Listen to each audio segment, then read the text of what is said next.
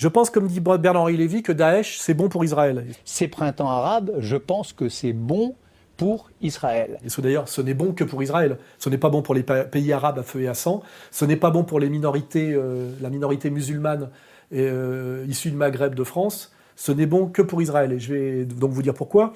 En fait, le pouvoir de gauche, et notamment qui avait la main mise sur les banlieues via SOS Racisme, Julien Drey, les étudiants juifs de France, on sait d'où ça vient, ont un gros problème avec la jeunesse de banlieue depuis la deuxième intifada.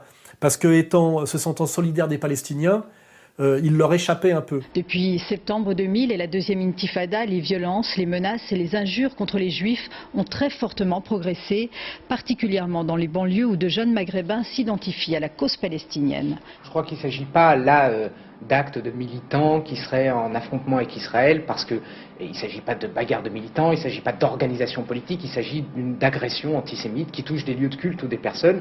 Donc je crois que c'est une logique de bouc émissaire. J'ai vu des images sur Israël à la télé et je m'en prends au premier juif venu dans la rue. C'est un comportement qui ne peut pas être accepté, qui franchit une ligne jaune, qui est celle du racisme, et c'est un comportement raciste. Donc je crois qu'il doit être dénoncé en tant que tel. Et toute la question était, depuis quelque temps, et notamment depuis l'émergence de Dieudonné et de moi, qui plaisons beaucoup aux jeunes des banlieues, comment ramener la jeunesse des banlieues dans la soumission de l'époque des SOS Racisme. Et pour ça, la stratégie, à mon avis, c'est Daesh, c'est de les faire tomber dans le piège de l'islamo-racaille, de l'islam radical, qui est, comme je l'ai toujours démontré depuis mon livre de 2011, Comprendre l'Empire, en fait de l'islamo-sionisme. À l'opposé d'un islam de résistance, République islamique d'Iran, Hezbollah, Hamas. Un islam de collaboration et de provocation, Arabie Saoudite, Al-Qaïda, Ben Laden. Un islam présenté comme radicalement anti-occidental, mais jouant pleinement le jeu du conflit de civilisation, dans un partenariat pervers avec l'Amérique.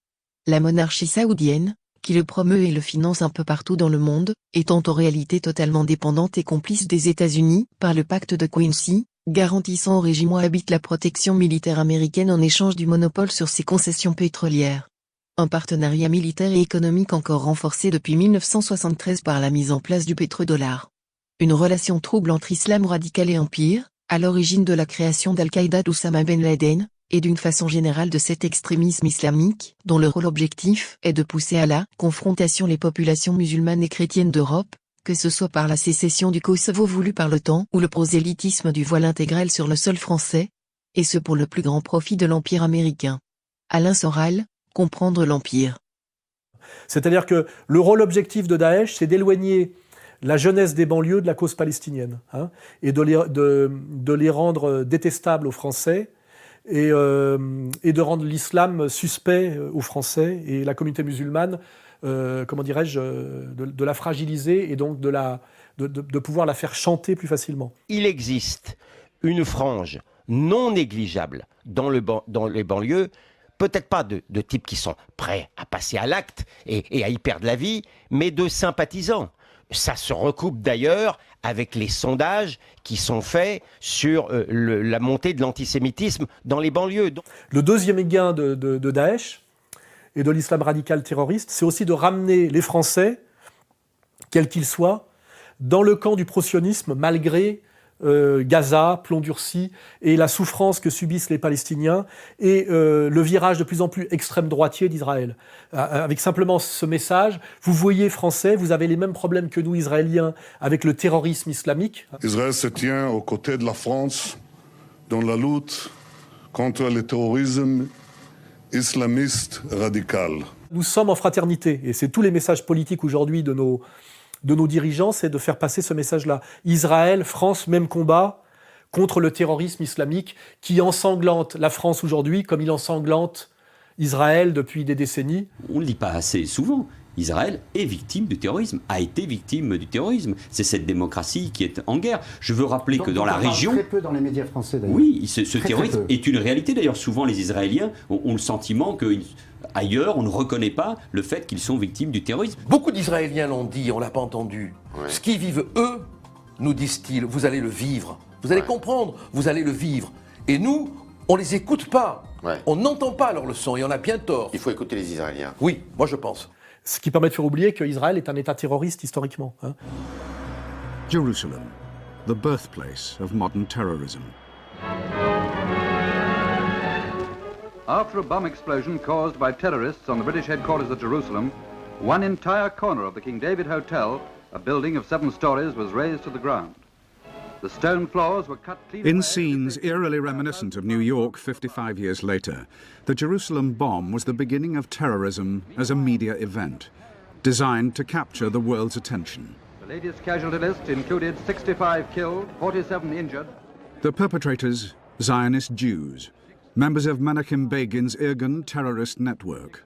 Ils se sont émancipés de la tutelle anglaise et ils ont poussé leur pion après la partition de 1948 uniquement par des actions terroristes systématiques. Des avions survolent le navire, des avions israéliens. Cette photo a été prise par un marin du Liberty. L'équipage est convaincu que les Israéliens, leurs alliés, les ont identifiés. Mais le Liberty est bombardé. Des avions anonymes lancent une série d'attaques avec des mitrailleuses, des missiles et même des bombes au napalm. Cette photo a été prise lors de l'assaut. Des vedettes rapides israéliennes se dirigent alors vers le Liberty et tirent 5 torpilles. Cette photo montre leur attaque. Le bâtiment est gravement endommagé. Par miracle, il ne coule pas. Les torpilleurs israéliens ont visé les canaux de sauvetage mis à la mer, en violation des lois de la guerre.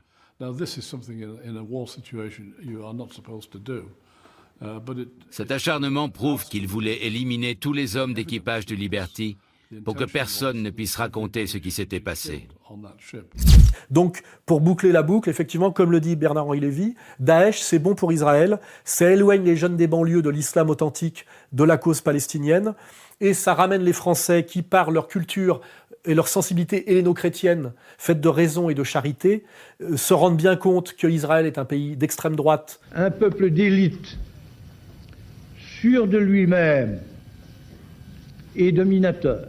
Un pays, comment dirais-je, raciste, racial, théologique et violent, et ça ramène par le terrorisme de Daesh les Français, je dirais, vers la sympathie, par le choix du moins pire, vers une forme de sympathie pour Israël. Hein, exactement comme les attentats du Bataclan avaient pour rôle, à mon avis, objectif, en se passant là et non pas au Trocadéro ou à Neuilly, de ramener les bobos pro-palestiniens dans le camp du sionisme, effectivement, puisque il a été très maladroit pour les cerveaux de Daesh. des braquages à Damas, Inch'Allah. Il a été très maladroit pour les cerveaux de Daesh de choisir la jeunesse pro-palestinienne de Bastille comme cible d'attentats terroristes islamiques, alors que si je vous fais une carte, comment dirais-je, de la France et de la région parisienne où il y a une très grande présence sioniste, etc., ils auraient pu choisir le Trocadéro et le 17e, Auteuil, Passy, Neuilly. Hein, voilà, je fermerai le commentaire là-dessus. من الكفرة شربت الخمرة والمنكر لبيك يا أقصى لبيك يا أقصى وسوف نحرر العراق من العراقيين بإذن الله قادمون يا قدس قادمون يا فلسطين وسنحرر سيراليون من أكلة القردة وسنحرر زحفا نحو القدس زحفا وسنحرر واشنطن من بيتها الأبيض والنصر حديثنا بإذن الله أبو جندل هل نسينا شيئا؟ إسرائيل